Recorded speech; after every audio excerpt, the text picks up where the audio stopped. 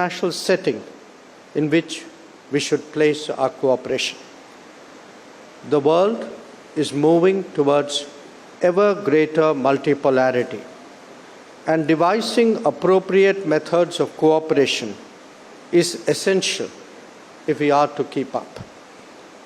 Moreover, Russia has consciously focused more deeply on Asia since 2022. This has created many more avenues of cooperation. That we have a long history of strong convergence and deep friendship allows us to make the best of both factors. That the two economies are so complementary is also a key consideration.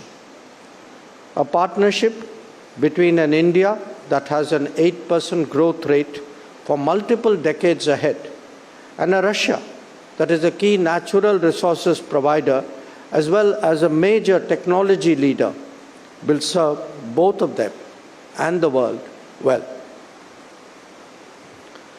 Keeping that in mind, ladies and gentlemen, let me highlight 10 significant developments that we need to take note of. 1. Our bilateral trade today is $66 billion. This makes the goal of reaching $100 billion by 2030 more than realistic. 2. The balance of trade, however, needs urgent redressal since it is so one-sided. It is imperative that non-tariff barriers and regulatory impediments are speedily addressed for this to happen. 3. The India-Eurasian Economic Union Trade in Goods negotiations commenced in March this year. We need to vigorously take it forward. 4. The first ever bilateral investment forum took place in Moscow in April 2024. We also need to expedite negotiations on the bilateral investment treaty. 5. The program for cooperation in regard to the Russian Far East from 2024 to 29 was signed in July during the annual summit. It encourages other related activities, including in the connectivity sphere. 6. Mutual settlement of trade in national currencies is of great importance, especially in the current circumstances. Special rupee Vostro accounts are right now an effective mechanism. However, even in the short run, a better trade balance with national currency settlements is obviously the answer. 7. Signing of a bilateral agreement between our customs authorities of the two countries in May 2024 on authorized economic operators has had a big impact on smoothening the ease of doing trade. 8. 3 connectivity initiatives, and the First Deputy Prime Minister mentioned it as well. 3 connectivity initiatives between us, the International North-South Transport Corridor, the Chennai-Vladivostok Corridor, and the Northern Maritime Route, all need continued attention if we are to realize their full potential. 9. A growing Russian appreciation of Make in India as a program to deepen business will certainly help to take forward our cooperation in many, many domains. And finally, I flag to your attention the importance of non-economic domains such as education or film as contributions to a larger societal but also economic connect between us. Now, all of these issues, the 10 that I listed, they're all expressions of the task that our leaders have given during the annual summit to develop a comprehensive economic partnership between India and Russia.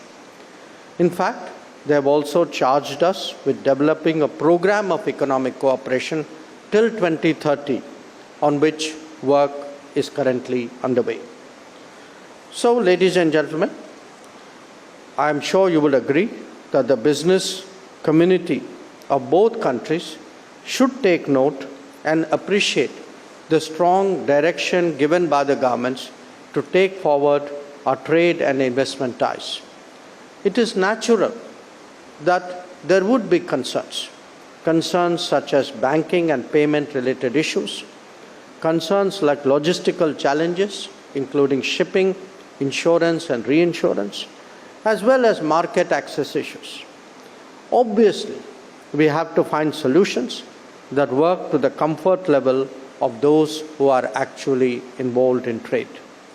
I am confident that today's gathering and the sessions that will follow will facilitate an open exchange of views in this regard, with the expectation of coming up with mutually beneficial and workable answers. Friends, we are all aware of the complementary nature of our respective economies. If we recognize that fully, then it also follows that our approach is not transactional but aimed at building long-term partnerships. In energy domains such as oil, gas, coal or uranium, India will always be a major player in the international markets. This applies as well to the demand for fertilizers of various kinds. Constructing a mutually beneficial arrangement will help us both address the volatility and the uncertainty of our times. The emergence of a global workplace is also today an increasing reality. Demographic unevenness has created demand and supply imbalances across the world. India and Russia can be partners in this regard as well. It would require a focused initiative that customizes human resources in India for the Russian market. That is best done with the active participation of businesses. Friends, tomorrow the India-Russia Intergovernmental Commission will be meeting in Delhi to take stock of our bilateral cooperation. Your deliberations can provide a valuable input for policymakers to consider. We look forward to receiving these at the conclusion of this forum. Thank you for your attention.